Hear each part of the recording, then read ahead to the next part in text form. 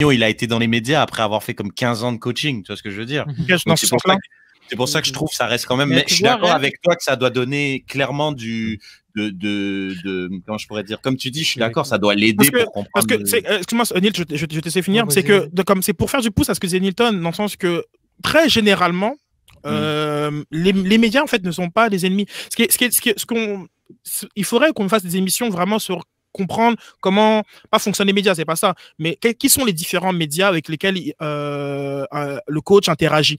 Il faut comprendre que genre comme que les Michel Lamarche qui vont écrire leur papier pour Associated Press, la presse canadienne, que genre comme pareil Nicolas Landry qui écrit son papier aussi pour RDS, c'est pas les mêmes rôles que va avoir un Tony Marinaro qui est très rarement d'ailleurs aux conférences de presse, qui va être dans de l'opinion, qui est moins dans de l'information, qui est dans l'opinion par la suite, ou des rôles que parfois il y a des gens qui ont deux casquettes, c'est-à-dire qu'il y a des moments où gens comme Olivier Brett va être dans l'information, parfois il va être dans l'opinion, donc c'est des rapports très différents, et que généralement d'ailleurs c'est les médias genre, qui sont les plus parfois les plus agressifs, ou ceux qui ont la plus grande tribune sur nos réseaux sociaux.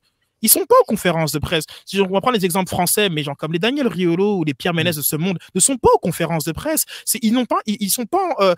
Donc c'est toujours une espèce de triangle. Enfin, il y a un carré parce qu'il y a le public, mais bizarre entre ceux qui te posent des questions, qui font un travail de création de contenu, d'information primaire.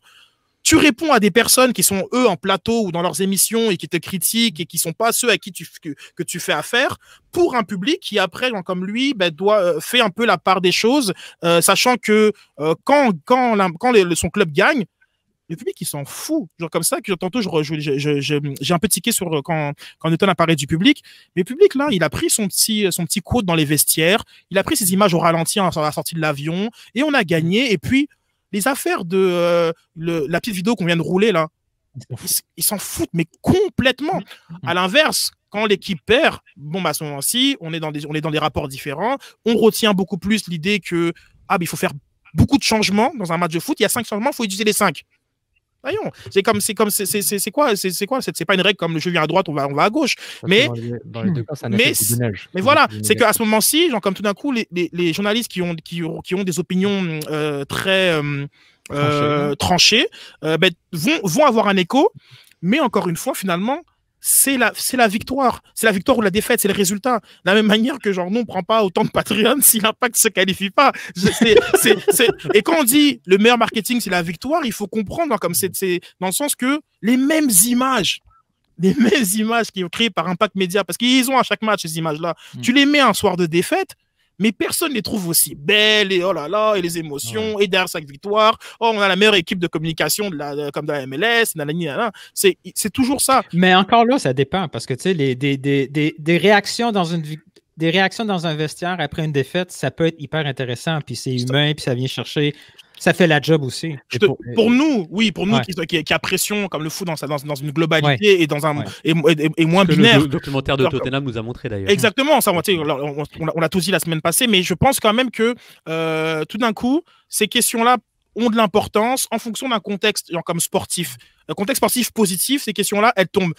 Et tantôt, genre, comme Red, je parlais de long terme, ce que je ne suis pas d'accord, parce que Thierry Henry n'est pas là sur le long terme. Il est là genre, comme pour 2 ans, entre guillemets, gros maximum. Après ça, comme s'il connaît une bonne saison, il va se magasiner quelque chose en D2 ou en D anglaise. Mais le problème étant que si Thierry Henry fait passer tous les médias comme pour des imbéciles, lui, quand il part, c'est nous qui sommes pris avec l'étiquette d'imbécile, et notre public, et la confiance qui s'érode envers les médias, leur incapacité finalement à comprendre le match, et donc les impacts négatifs, pour moi, ils vont être là. Donc dans le rapport qu'il entretient, la façon dont comme il parle avec les médias, c'est important parce que nous, on va être là. Nous, on sera là dans 3 ans. Et on sera là même l'an prochain. Lui, là, je n'en suis pas certain. Donc, même si j'aimerais bien qu'il reste, c'est très, très, très bien ce qu'il fait, c'est cool. Mais je pense pas qu'il soit là. Et quand il nous aura étiqueté de footix, en bon vocabulaire, par la suite, le lien, faire ce lien avec le public, c'est plus compliqué. C'est plus compliqué. Et je crois que, mine de rien, d'un point de vue de même Jérémy Filosa, ça a beaucoup affecté son image. Il allait trop loin avec son qualificatif à Didier Drogba.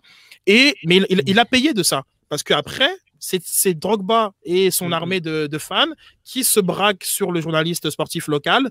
Et au final, pendant assez longtemps, à tort ou à raison, je ne sais pas, mais Drogba, il est parti. Ça lui a été reproché. Mais celui qui en subit les conséquences, c'est lui encore.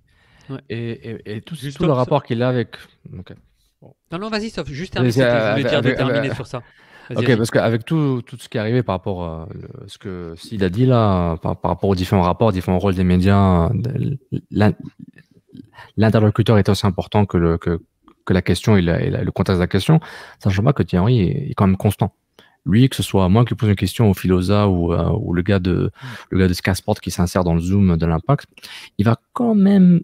Si ta question il l'aime pas, il va le dire de la même façon à tout le monde. Donc il est quand même, il est assez. Mais on voit qu'il a créé certains liens avec certaines personnes. Oui, exactement. Par exemple avec Herb, on l'a vu Herb une fois il s'est trompé, il a activé sa caméra, il était content. Ouais. Puis c'est à ce moment-là que je trouve que merde, on manque quelque chose. C'est comme une occasion. On vit une occasion manquée. T'sais. Par exemple. Tu regardes l'entrevue avec Dacour, tu dis « Oh cool, les conférences de presse vont être le fun. » On va avoir une vraie conversation foot et on va avoir quelque chose d'intéressant. Ouais. Puis là, on se retourne en conférence de presse. « Ah merde, c'est pas ça. » On aurait voulu qu'il y ait ce lien amical, il l'a pas. Et après, on regarde la clip de Thierry Henry dans le vestiaire. On voit la relation qu'ils ont avec ses joueurs.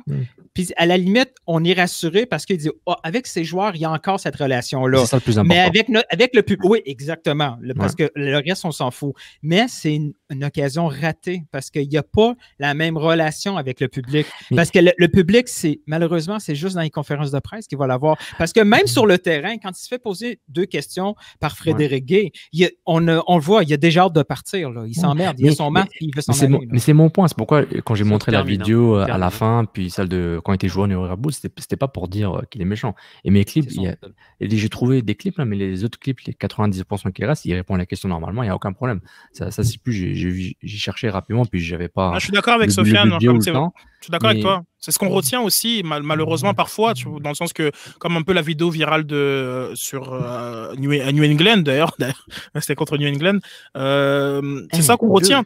Waouh, quel clip magnifique que tu viens de voir. Si tu veux voir l'épisode en complet, en primeur, avant tout le monde, clique sur le lien Patreon plus bas. Mais si tu ne l'as pas vu, c'est un secret. C'est patreon.com/Kung Fu Club.